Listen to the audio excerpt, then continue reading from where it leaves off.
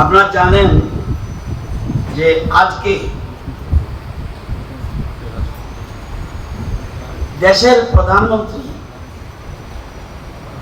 নরেন্দ্র মোদীজি এক নাগারে 12 বছর অতিক্রম করেছে। কতদিন আজকে? 4404 দিন। ভারতবর্ষে এমন কোন প্রধানমন্ত্রী অতীতে ছিল না যে এতদিন কন্টিনিউ করছে। শুধু এটা নয়, সাফল্যতার সহিত, সফলতার সহিত, কৃতিত্বের সহিত উনি কাজ করে যাচ্ছেন। জওয়াহরলাল নেহরু কতদিন ছিল? 4398 দিন। ইন্দিরা গান্ধী কদিন? 4077 দিন। মনমোহন সিং কদিন? 3651 দিন। রাজীব গান্ধী কয়দিন? 1858 দিন।